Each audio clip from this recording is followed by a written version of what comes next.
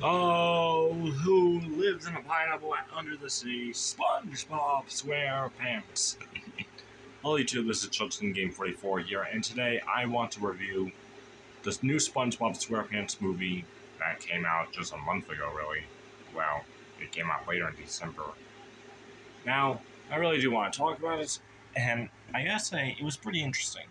Now, I will be honest, I didn't actually think I was going to go to theaters to watch it, but my mom was going to take my nephews and offer me to come as well, which I was actually surprised because, who am I kidding? It's been forever since we went to the movie theaters, and the last time we watched a SpongeBob movie was back in the SpongeBob.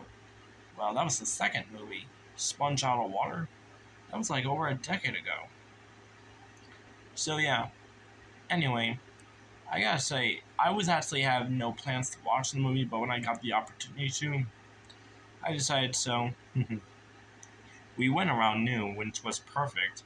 Well, due to the fact the movie has already been out, we went on January 4th, and because how long the movie has already been out so far, and we went around noon and not come out at around nighttime, yeah, we basically, there was like only another group of people of 5 there, and it was me, my 3 nephews, and mom. So that was like a big surprise. But anyway, I bet you all really want to know about the movie. So this movie was basically Sponge the Flying Dutchman. I'm really not gonna lie, I actually kind of forgot what the actual name was of it. Curse of the Flying Dutchman or something? Wow, this is actually kind of a bit weird. I forgot the actual name of it.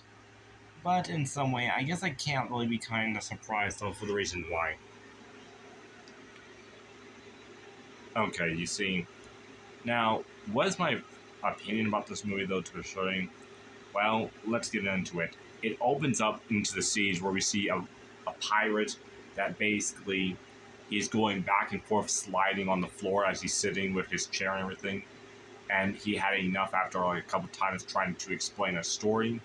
He puts a giant anchor on the floor so that stops happening, which that was funny. So he can get on and about the Flying Dutchman with the curse. Now, when I kind of thought about this, I thought SpongeBob was like some chosen one that the Flying Dutchman's been looking for. And, well, long story short, what goes on in this movie is that SpongeBob is getting tall enough where he's able to finally ride a roller coaster, but he's too scared. He lies to his friend Patrick, and so they go to Mr. Krabs, where Mr. Krabs says there's nothing wrong being scared, but that's of course with you. But with me, on the other hand, that's completely different because I never get scared. And, well, during that time, he goes on to explain the story that he used to sail under the underworld with the Flying Dutchman, a great adventurer, and all that, which was interesting. I definitely love how they made it look, showing the flashback. Of course, well, we'll get to that later on. SpongeBob, on the other hand, basically feels like he's not like a big boy because he is too scared. So he eventually goes underground into the Krusty Krab by accident and discovers, well, not by accident per se, but, well, it kind of was. He lost a paper where Mr. Krabs' paper, proving that he's a big boy. Of course, I kind of forgot scurvy something. I'm really not gonna lie, I actually forgot what that actual word was. It was something about, though, that Mr. Krabs had proven to be brave and all these other things on the paper. It's kind of ironic, though, I kind of forgot some certain things, despite the fact I watched the movie. And that was only not even a full 2 days ago, since this was being recorded late on January 5th. Dang. Okay, no, seriously, what happened was, though, Mr.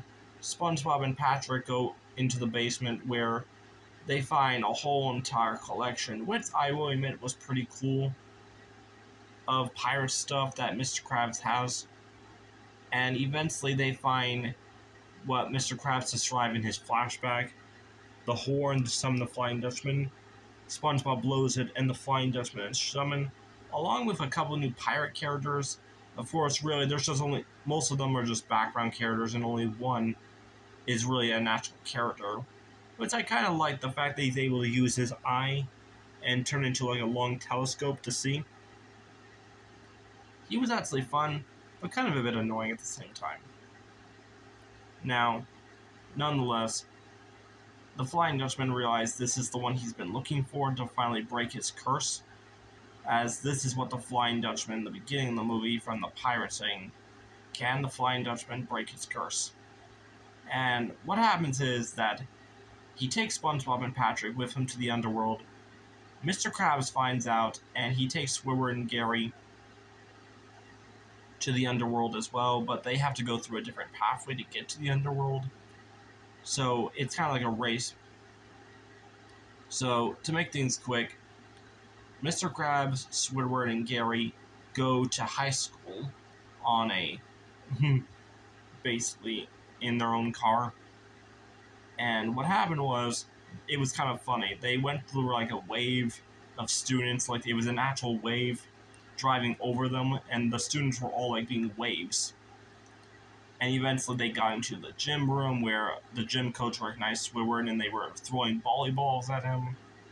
Eventually they got to the locker room, where the locker was Davy Jones, which turns out Davy Jones' locker, of course. They open it up, and it sends them into the underworld. And now they're trying to head to get to find SpongeBob and Patrick. During this time, Patrick and SpongeBob are basically going through the underworld. And there was like one joke that almost made me laugh, but I kind of hold it in because I did not want to like burst out laughing.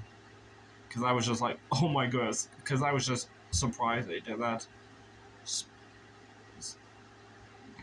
But yeah, I'll kind of let them in for a moment till later on.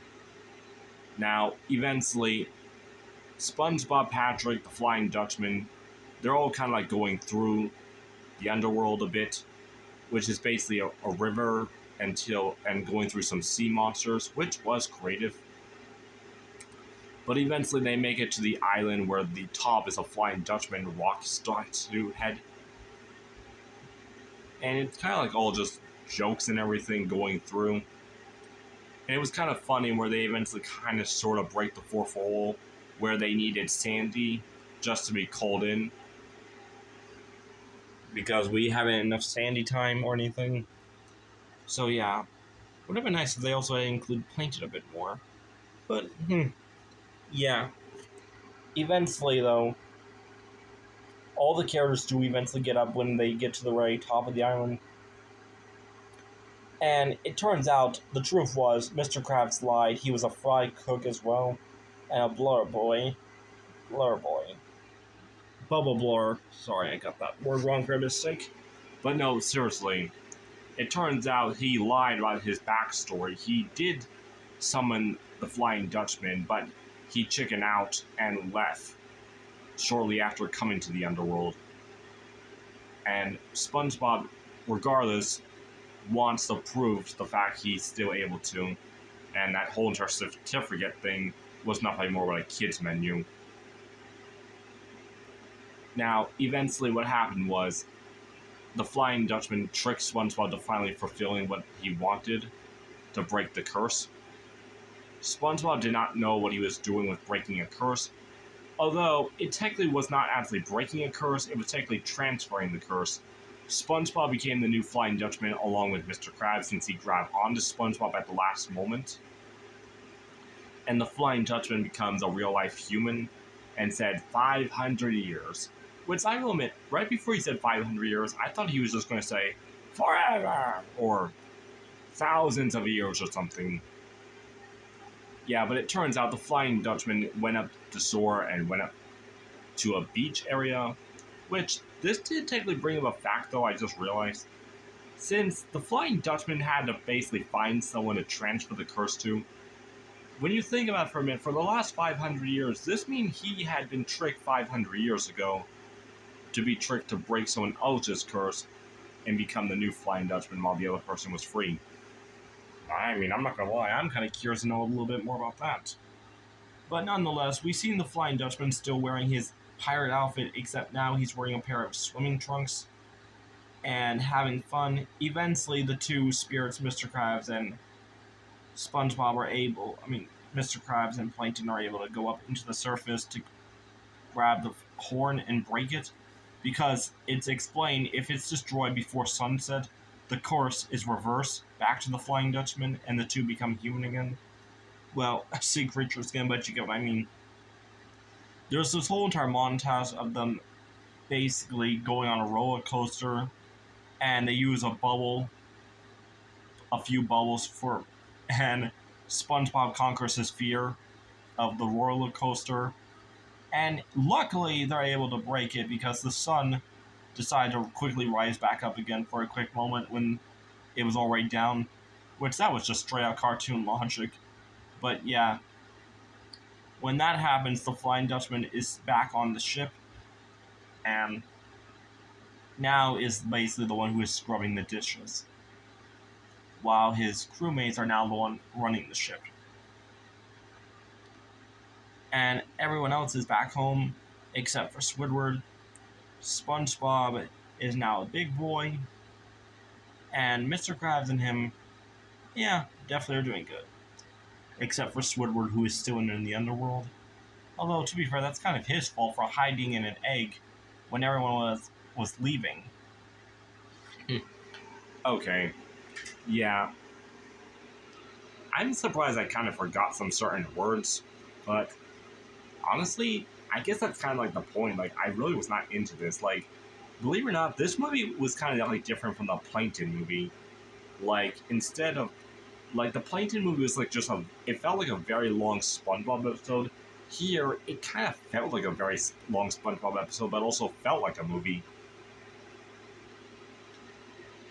I kind of like they did not add that many songs, but also like a lot of things had so much cartoon logic, and a lot of jokes I really did felt went on too long. Now, really, none of the jokes really did make me laugh, but one of the jokes that just caught me off surprise and could have made me laugh if I wanted to was that when Mr. Krabs was in the underworld with Squidward and Gary, two monsters were like fighting to grab them, but then they stop and look at each other, and out of nowhere they just started kissing each other and let the ship go. That like caught me off surprise. Like, what? They actually did that joke? But yeah, I'm kind of surprised they did a kiss joke like that, but nonetheless, there were like other types of jokes like toilet humor and everything, but actually not really. Like, all the toilet humor we seen was just in the trailers, which all those were like 1 minute or two. And really, because they did all that, show all that, like, that made you think that this whole entire movie was going to be filled with it. But it turns out there wasn't, although I kind of don't understand why some of those jokes they would put them in. I kind of wish they kind of did not really, though. That's just honestly my own opinion. But yeah, I don't like the fact they changed the Flying Dutchman's voice actor, but at the same time, the new voice actor did a good job. I won't deny that fact. Now, what's my honest opinion of this? Well, it's kind of hard to say. It's definitely not as great as the very first SpongeBob movie, which I think that will always be on top, and along with many other fans. But also, it's kind of tricky. Like, it's definitely better than the Sandy movie. But when it comes to, like, well, definitely the Lantern, when SpongeBob had to go find Gary, it's definitely better than that one. The only two movies I gotta say, is it better than the Plankton movie, and is it better than the Sponge Out of Water movie? Well, that's kind of tricky. I think those three movies are all kind of like tied together in a way. But, to be honest with you, this movie was definitely good, but if I'm going to be honest though, I love the animation. I thought the CGI was alright and definitely great. Not as great as the first CGI movie though, but still. It was definitely better than the Sandy movie, and, honestly, yeah. I just think this movie was definitely good, and kinda, well, it did felt short, but that was really because how long the jokes were, but nonetheless, this was definitely an okay movie, but I would suggest wait until it comes out after theaters and on TV. But until then, Justin Game 44 signing out.